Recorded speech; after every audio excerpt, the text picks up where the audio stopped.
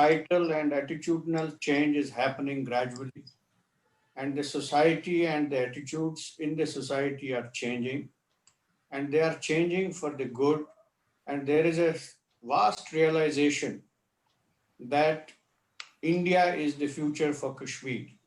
That is how I can discern from the summum bonum of the presentations by all the panelists so far.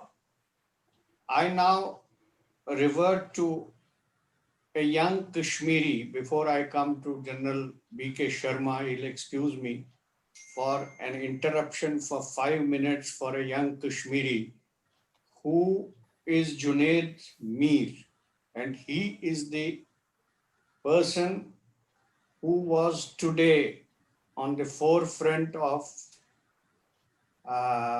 in Kashmir and in Srinagar of raising the hoardings and also taking a procession to the United Nations office in Srinagar, saying that 22nd October 1947 is a black spot and black day in our history of Kashmir.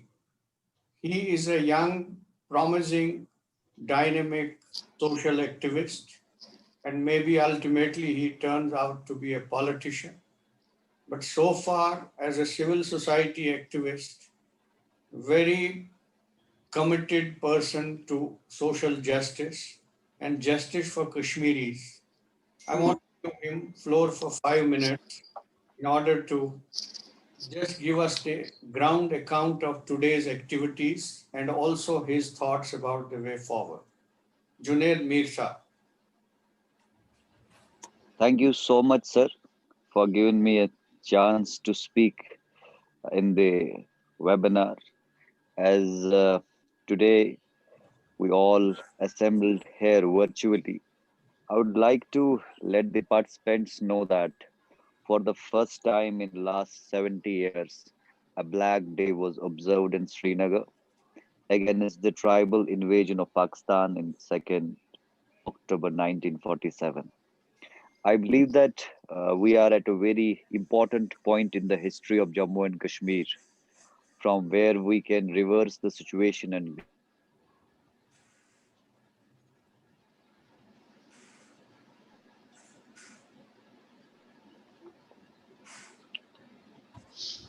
Bhan Sahab, we have lost Junaid Sahab. Probably he's from Srinagar and he's connected on 2G. So we've lost him. Can we get him back? Or we can make him wait till General Sharma. I am back. I am back. Oh, he's Okay, back. please. So I was discussing that we are at a very important point in the history of Jammu and Kashmir, from where we can reverse the situation and lead Jammu and Kashmir into a peaceful and prosperous future.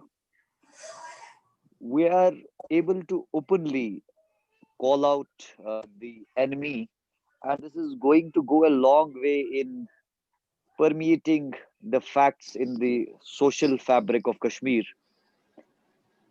People who have been misled by the proceedings of political mafia of Kashmir. We had today organized a symposium and a solidarity walk, which concluded with the presentation of a war crime memorandum against Pakistan to the UN officials in Srinagar. The weed of separatism had to be taken out, and the abrogation has facilitated that process. And countering our enemy, it needs full exposition of its real face in front of the people. That's what we did today.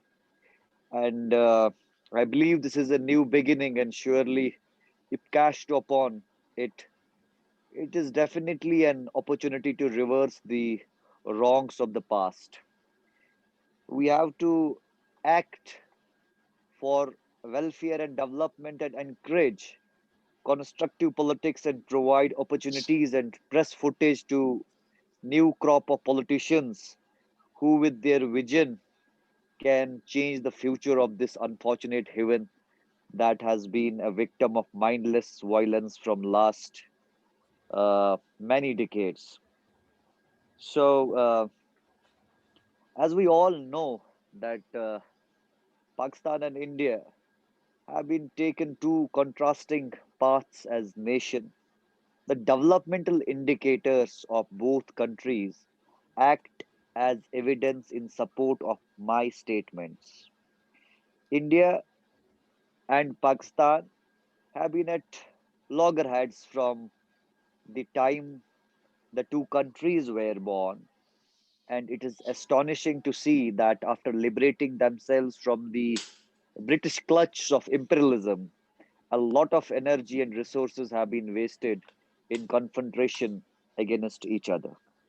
Pakistan openly accepts Islam as its national religion, which makes democracy and religion come to loggerheads with each other.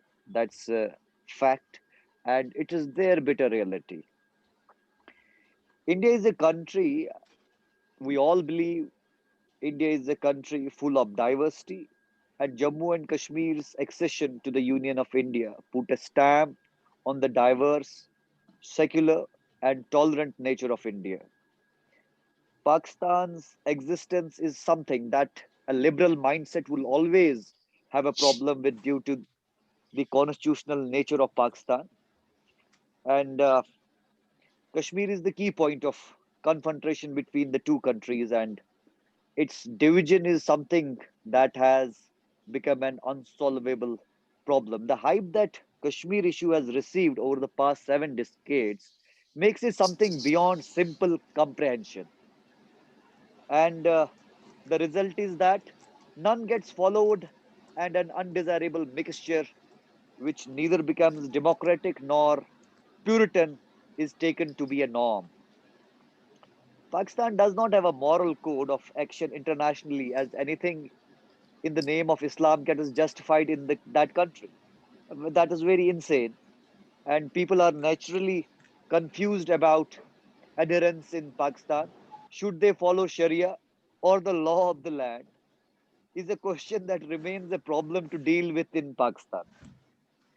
And Pakistan's action in Kashmir revolves around the same puzzle of Islamic interpretation.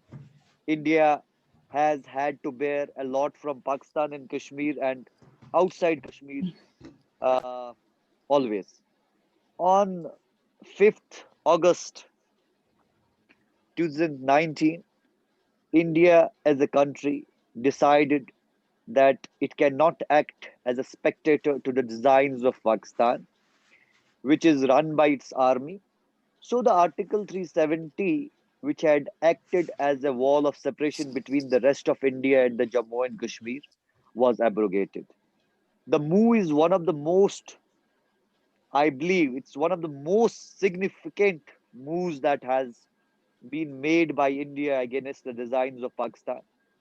And the article that had become a vestige in the constitution was just a source of alienation and isolation of Kashmir.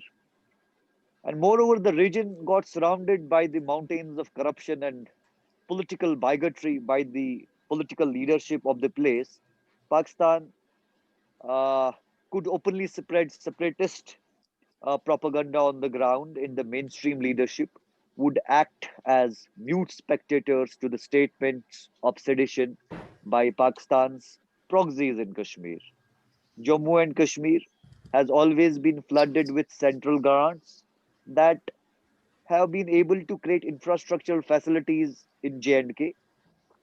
The role that the mainstream had was to develop the human resource of Jammu and Kashmir in terms of temper and skills. Today, we see the mainstream from Kashmir wants to lie to the country about the development of the region that they have been responsible for. In all honesty, the development that they talk about is nothing, which I believe is just taking credit for something they have had zero roles to play in. In both cases, the political leadership having allegiance to India failed miserably. 370 was portrayed as an article that was for the protection of people from India advance, a country that has been pumping billions of dollars to the place without much loyalty in the Muslim dominated Kashmir belt. And the mainstream leadership had become middlemen who would lie to both the people and the central government. The result was a confusion in the identity of a Kashmiri who developed a belief of different, who just, you know, developed a kind of belief of being different from other Indians. The difference would have been something positive. Had the region seen progress, peace, and happiness over the past 70 years, but in contrast, it led to the emergence of an inverse superiority complex. Inverse because why I said inverse, it's because people had zero absolute standards for living, and yet they were made to believe that.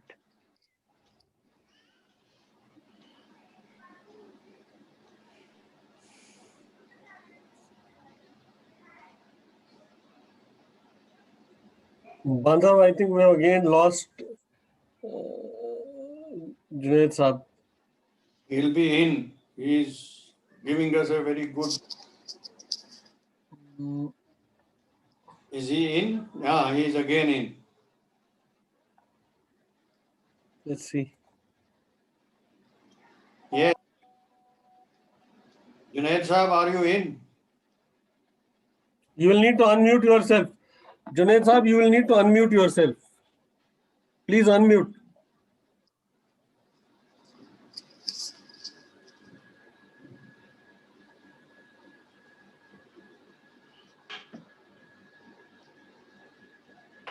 Yes, sir. Am I back, Yeah. sir? Yes. Yeah, Can you you are hear back. me? You are back. So, sir, the question is what I personally believe. We have a beautiful constitution that, if made functional ideally, can produce groundbreaking change in Jammu and Kashmir. Another challenge that remains is that of terrorism. And for that to go, mass contact and reform through engagement and education are a very important task which we must do. The move of abrogation is something that must be considered as a checkmate and a stalemate to the designs of Pakistan. And the only challenge that we face as a country is of developing the region of Jammu and Kashmir in such a manner that the prejudices and reservations get reversed. And this is what I wanted to say. And moreover, today almost 550 people were a part of gathering which we organized in SKICC. Then we had a car rally to Lalit. From Lalit, we did a solidarity walk in respect of the martyrs who were killed by the tribal men of Pakistan, who were sent by them in 22nd October 1947. And it was a, I think it was a huge success for the first time in the history of Jammu and Kashmir. That's what I wanted to say, sir. Thank you, Junaid Sahab. You have enlightened us of the importance of this day today, observed Thank you. by you and your group. It's a laudable Thank you, sir. effort, and you are taking an initiative which sets up a new way and new direction for the new age youth, because you are yourself a young, budding, I will not say social activist, but as a path breaker, and you are giving it, you are an agent of, you are acting as an agent of the change of the narrative in Jammu and Kashmir. We all thank you for the efforts, and will be closely uh, doing some more activity with you.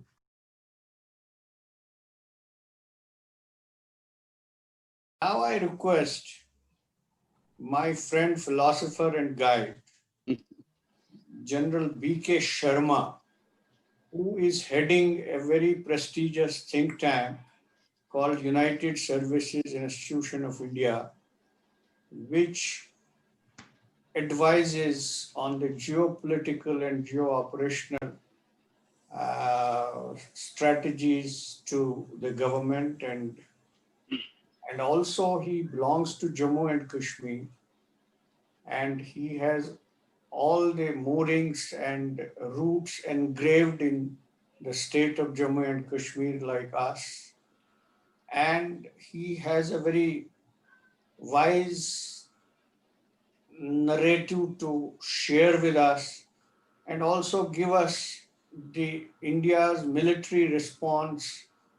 As I could gather from the speakers earlier, one unanimity in all the narratives was that Pakistan is a failed state not only militarily vis-a-vis India, but it is failed state economically. It has failed Kashmiris. It has only inflicted death and destruction in Kashmir.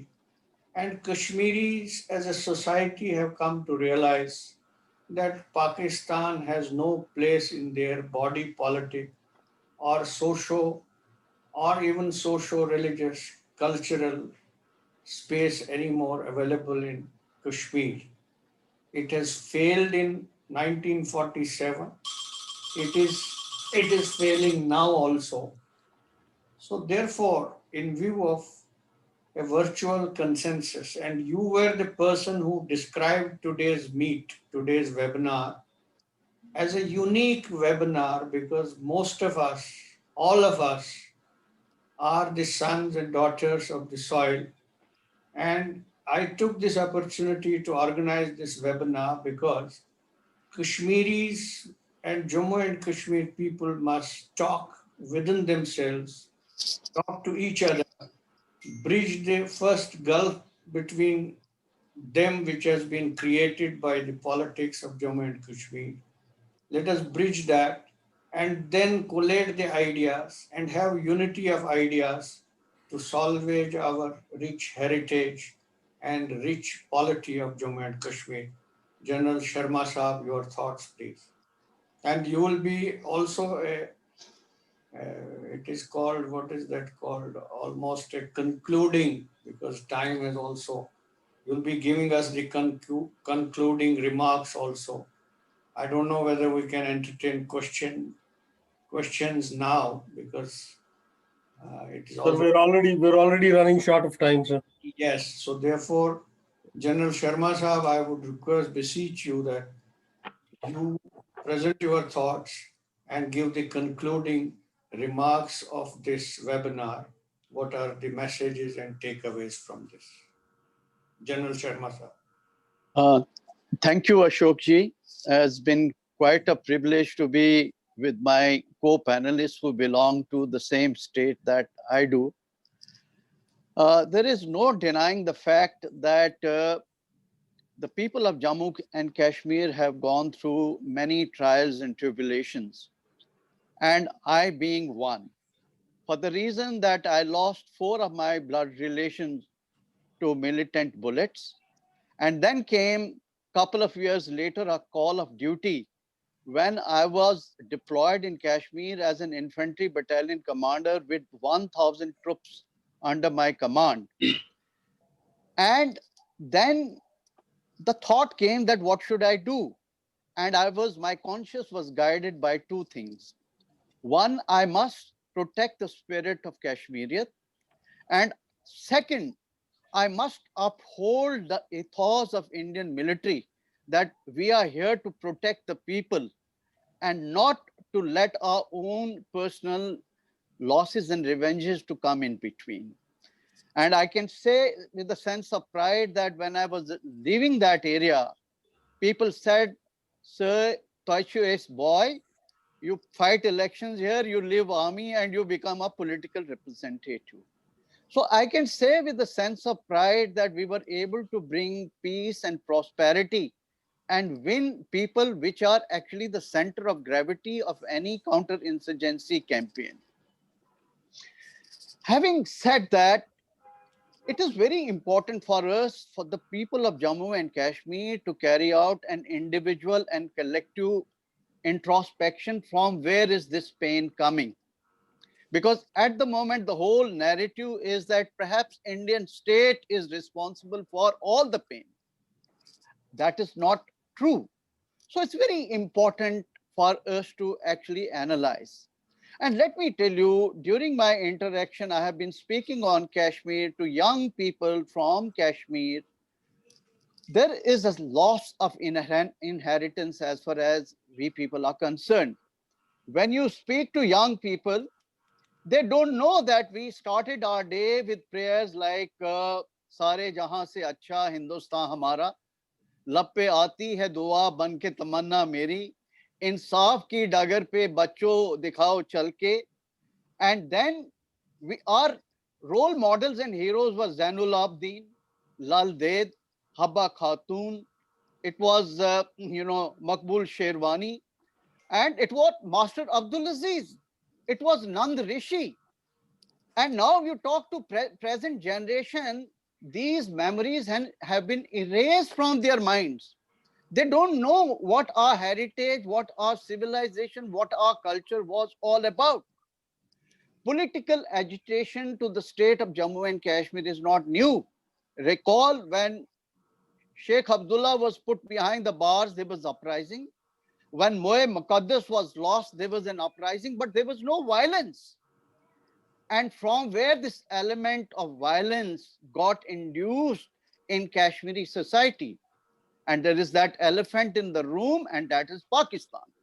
And what Pakistan did, firstly, it militarized the thinking of people, and because that was the antithesis to the very idea of two nation theory, and therefore they had a design.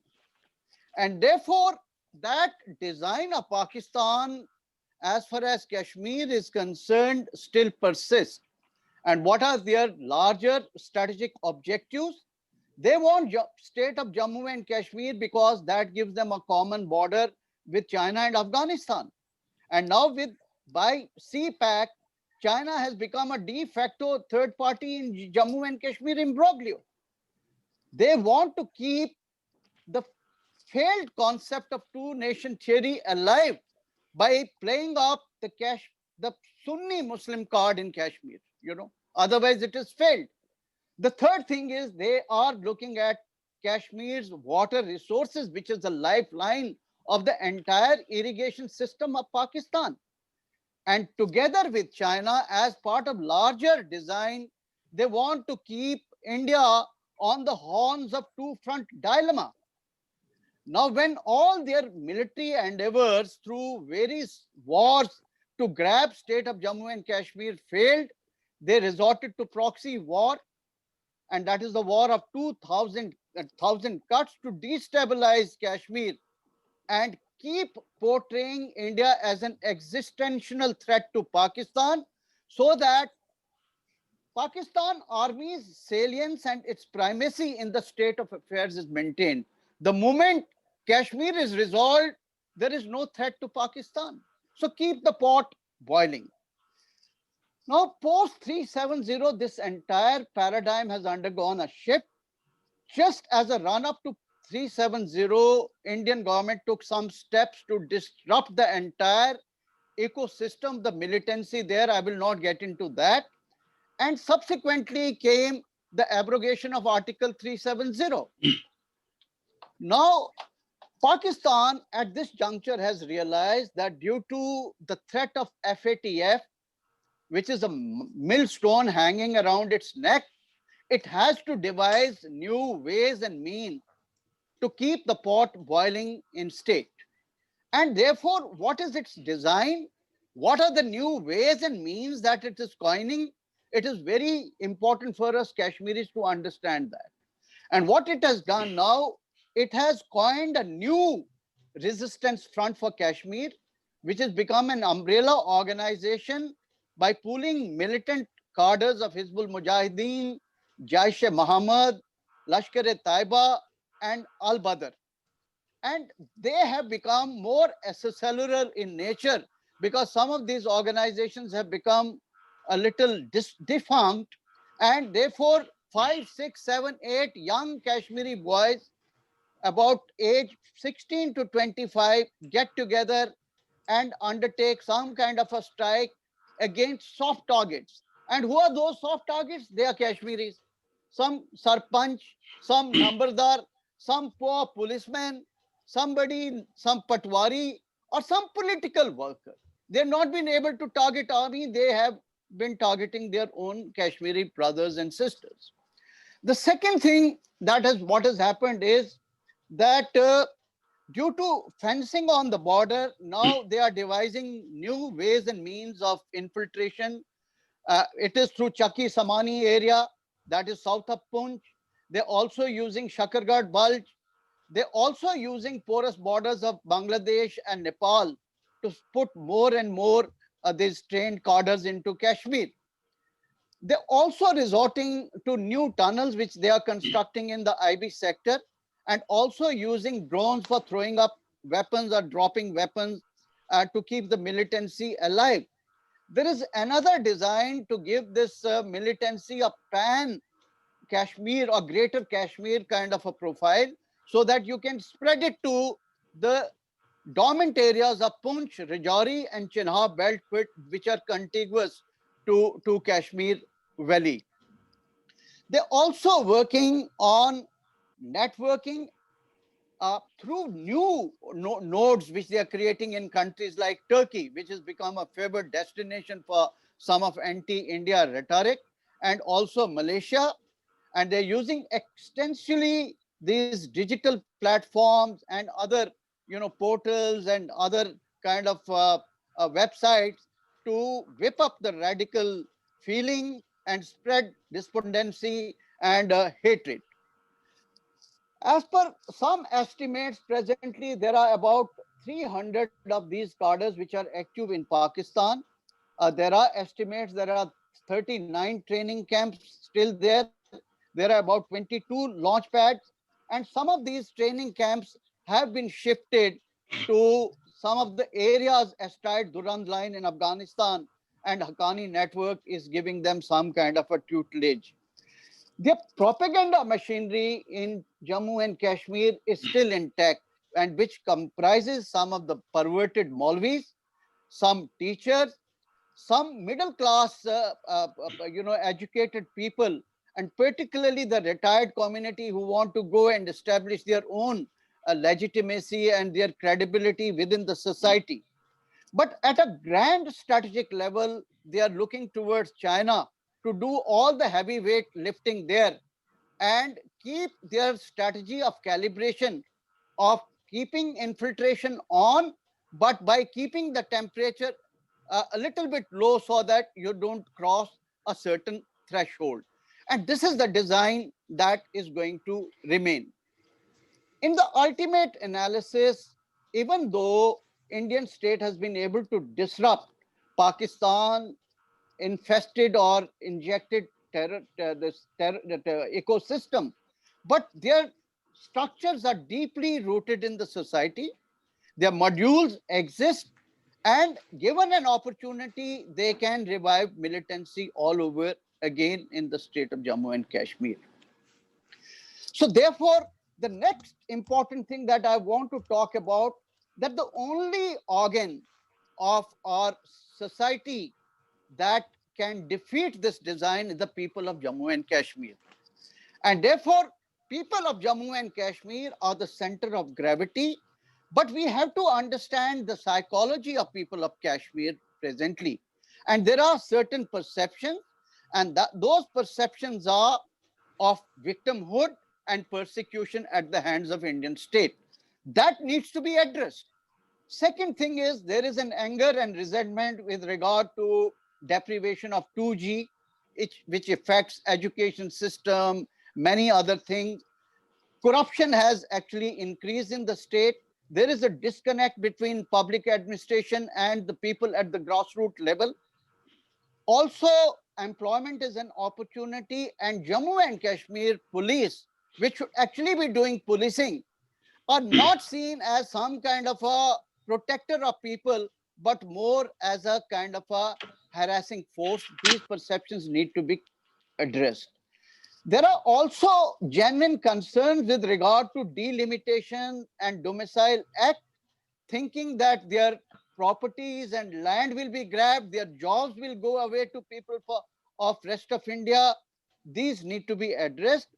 And there is, of course, a very genuine aspiration of restoration of statehood and being heard by the Indian state.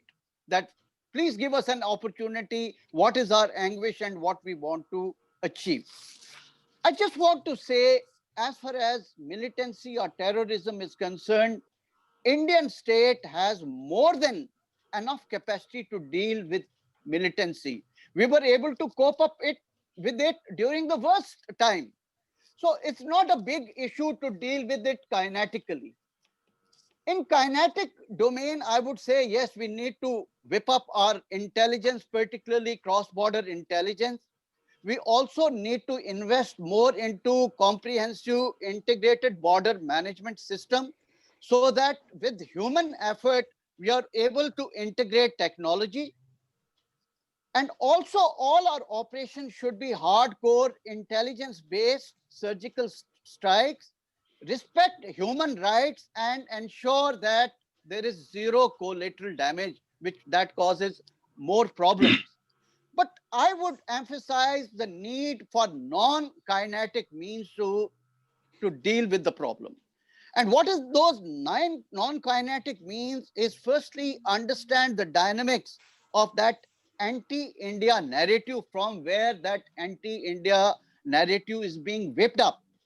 Be it issues like, say, NCR, that is the National Citizenship Register, your that CAA, whether these are judgments of Babri Masjid, which resonate in a certain way with the people, whether it is Domicile Act, delimitation, job and land grab kind of concerns. So these perceptions, unless you address these perceptions, we will not be able to win over the people. Therefore, another issue that is extremely important is that this new security a political dimension which has come up there, that is the multi-party alliance, it is likely to be supported by Jamaat-e-Islami in times to come. And therefore, we may witness an era of prolonged civil disobedience, mass political movement. And therefore, that would be actually sprinkled with certain sporadic militant attacks. And our adversaries, particularly Pakistan, can engineer and trigger certain tipping points for a mass violence, forcing the state to use security forces to quell that violence. We have to be very, very mindful of these kind of trends and take anticipatory and preventive measures so that we don't have the mob protests all over again. What is important at this juncture that we carry out a comparative and comprehensive analysis of ethno-regional, age-based concerns and aspirations of different segments of society. You cannot paint the whole state of Jammu and Kashmir with one brush. You have to see what are the requirements of different areas and different population samples. And accordingly, we need to craft a customized response to address those concerns. Otherwise, it would be very, very mechanical and I would say a very superficial approach. It is a very good development that this district development councils will be empowered. Now, I feel that Indian Army had started a very good program there, that is the Sadbhavna program. Sadbhavna program and that back to village program must be integrated, and the local people must have the ownership and participation in all those programs. It should not be spoon fed, it should not be forced down their throat, but there should be an all people's approach to do with these kind of developmental works. We need to launch positive and constructive theme-based electronic and social media programs, which would be complemented by certain deliverables on ground. There is no point in creating rhetoric if there are no results on ground. And I would say, and I have been harping on this issue, that if you today want to engage with Kashmiri youth, they will not listen to people who are outside Kashmir, Jammu and Kashmir. They say, you are from Lutyens, Delhi, aapko hamari problem ka kya pata hai? There are iconic figures, very well respected figures from Jammu and Kashmir. Please make use of them to engage with their own people and rationalize with them. And therefore, the role and responsibility of think tanks like United Service Institute of India and any other think tank becomes very important, so that you're able to create a conducive and enabling environment for this dialogue to develop between the youth and between the state. So that should actually become our top priority. Finally, I would say that the Indian state also should not look at Jammu and Kashmir issue from the perspective of political brinkmanship, but more from a very vital national security issue, which requires all government and all people's approach and a sustainable dialogue, which is complemented by deliverables on ground. So with these few words, I think I'll just come to the end of my exposition. I don't think anything to say. In the final analysis, I would say that we had a wonderful panel. They have actually come out with some very, very true and very realistic perspectives. All that I can offer as from the United Service Institution of India, that we can provide you a platform for this sustained dialogue, as it remains within the sovereignty of Indian state, and it can work towards sustainable peace and security in our state. Thank you very much.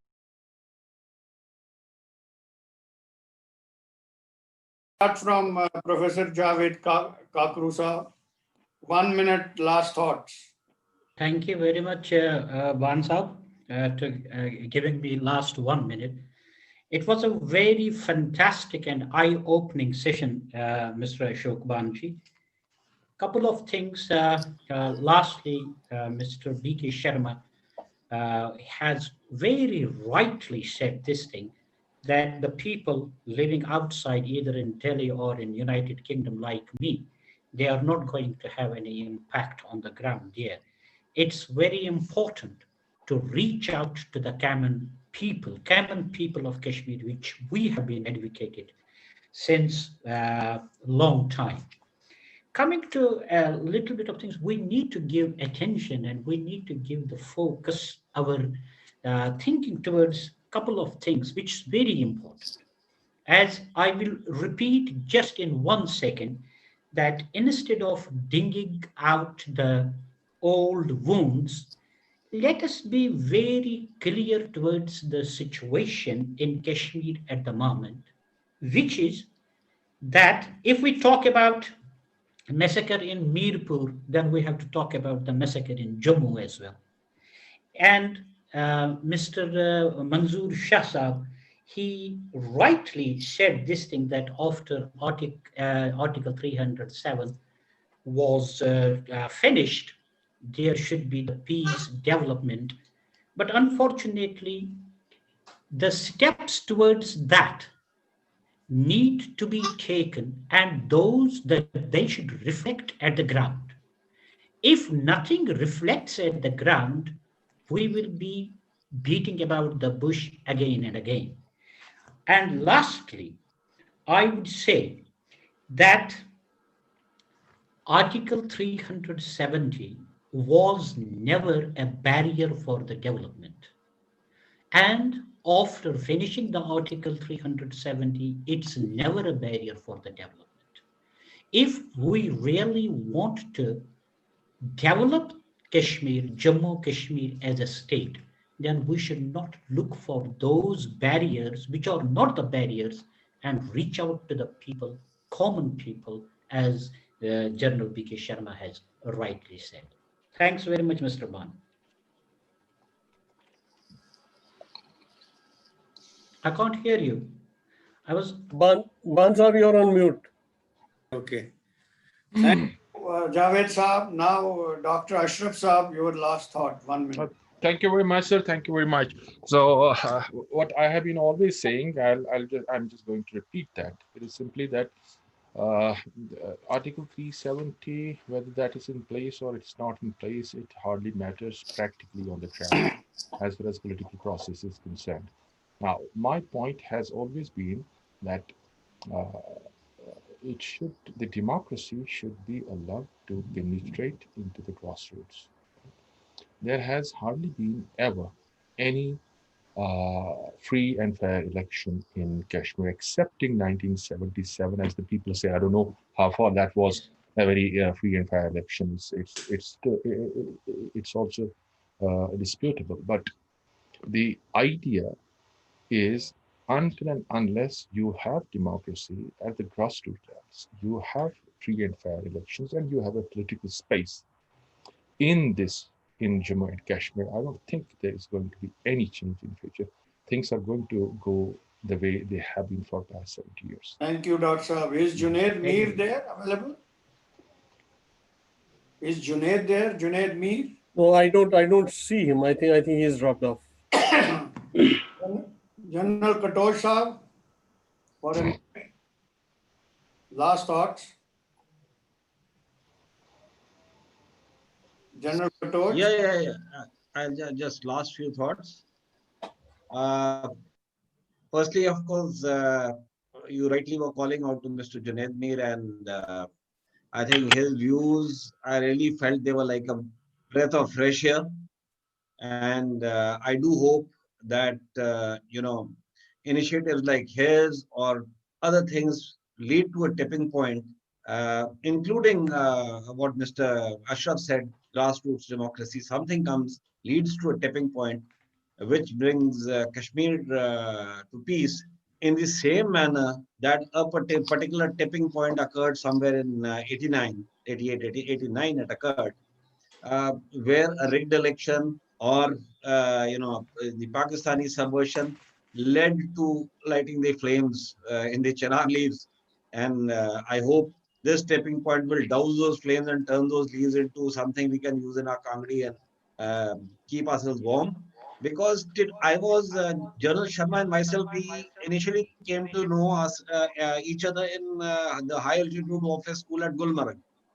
And in Gulmarg, even up to 1986, I could take my wife on a motorcycle, go down to Lal Chowk, see a movie, and come back to Gulmarg at night. And the only thing I was scared about was meeting a bear on the road coming up to Gulmarg.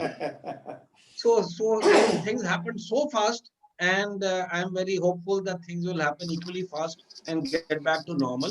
But to do that, certain good narratives have to be created, and some wrong narratives have to be, slowly beaten down.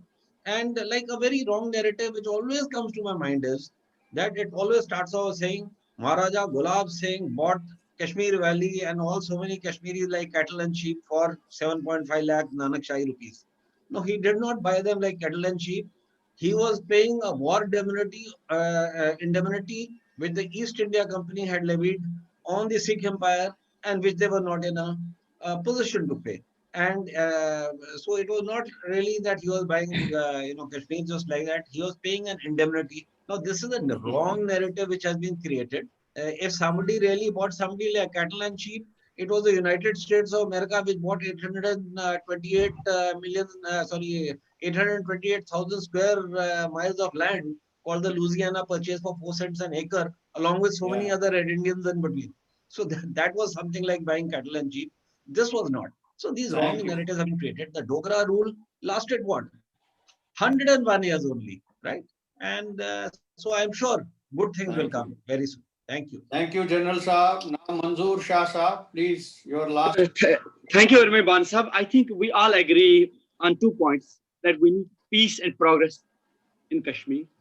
And in order to achieve that peace and progress, I think I want to add one more point, that India as a state has more responsibility to also reach to the victims of the conflict of last 32 years, and also find the ways to engage common people in the political and democratic process. These are my final thoughts. Thank you. And Dr. Manmeet.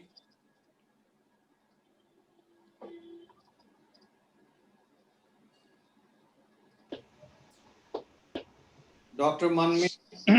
Manmeet. Manmeet ji, you will need to unmute yourself.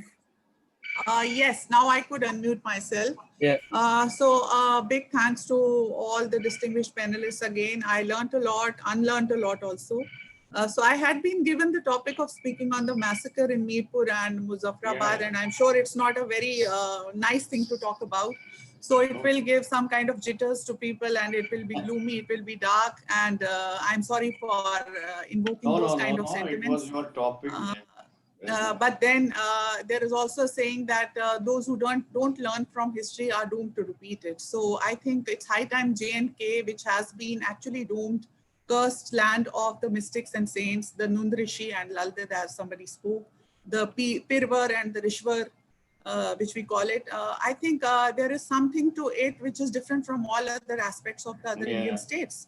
And that is about the psychological and emotional quotient of Kashmiris, which is different from others. The Indian state also needs to understand Kashmir and Kashmiris on a different level. We are people with dark humor, and we are also very sentimental fools also. So we need to be understood in a different perspective altogether. We are not Punjabis. And secondly, the political process needs to be initiated at the grassroots level. But at the same time, we need not make the fresh breath of change, which we call the people, the sitting ducks for the, nefarious designs of the lobbies General Sharma talked about, raising a hue and cry and, the flash in the pan kind of proxy war which Pakistan plays.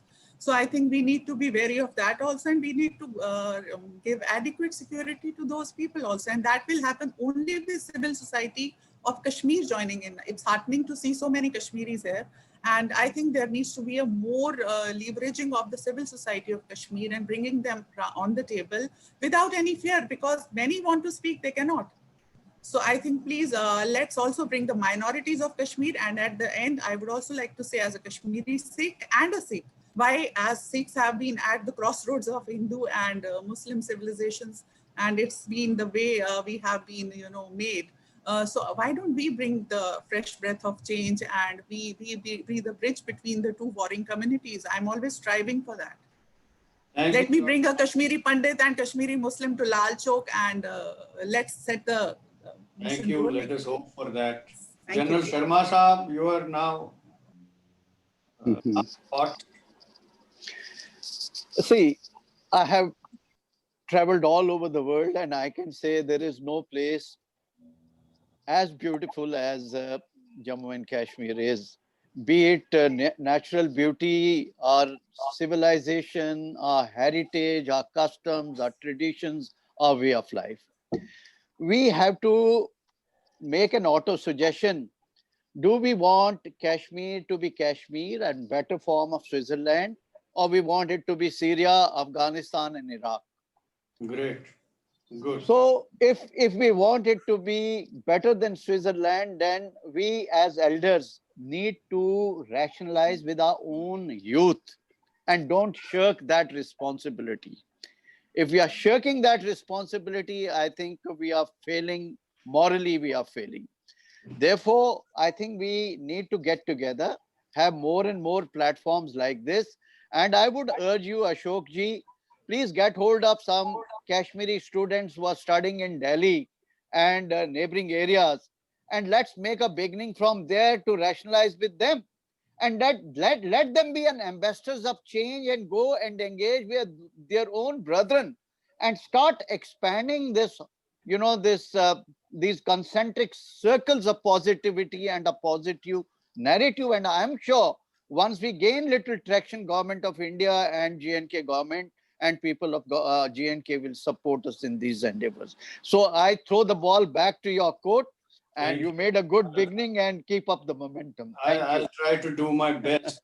I give last 1 minute to my coordinator, who is an entrepreneur basically, and a very incorrigible Kashmiri. He always tells me that Ashok ji, when should we go back? And there is a time, Sunil ji, that you must learn to live with the motto that we shall return back to our own homeland, that is Kashmir. And give your concluding thoughts before I wind it up. Okay, thank you, thank you, Ashok ji. It was a very, very encouraging session. A lot of things, a lot of learning, a lot of positives. Gave me very positive vibes. I think there's a lot of things which we came to know today, which probably opens up a field for more action.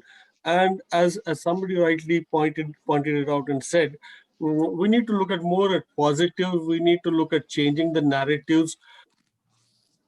Wrong narratives, don't look at those, and I think we need to look at the positive narratives going forward. And it is the involvement at the grassroots. It is, we should look at a way forward, but also look at mitigating the pain of each and every person who has suffered in these last 32 years. So thank you for such an encouraging vision. Thank you, Sunil. I'm grateful. Sir, I want to present vote of thanks to everybody, to Manzoor Shah from UK, to Professor Javed Saab from UK, to my esteemed friends, Lieutenant General Katoch, Major General B.K. Sharma, Dr. Ashraf, who is one of my buddy friends, and to Dr. Manmeet, whose contribution was fabulous, and she had done a good research-oriented job, to Junaid, Mir, and to all others, to Sunil, and to all the participants who heard us patiently. And I hope that their participation will swell in the next webinar and will be able to contribute more and more. Kashmir is in pain. Kashmir is bleeding for the last 30 years. And I, for one, am also living a traumatic life outside my home. I have a right to live in my own home with dignity. And I want to retrieve my roots. My community's roots are engraved in Jammu and Kashmir particularly. And there is an atmospherics now, and the government of India needs to act here and now to facilitate the return of all those who have been forced to live in exile, and also the return an era of development, peace, so that the future generations of Kashmir live peacefully and enjoy the fruits of Indian democracy. Thank you very much, all the ladies and gentlemen. Thank you very much. Thank you. Thank you, sir.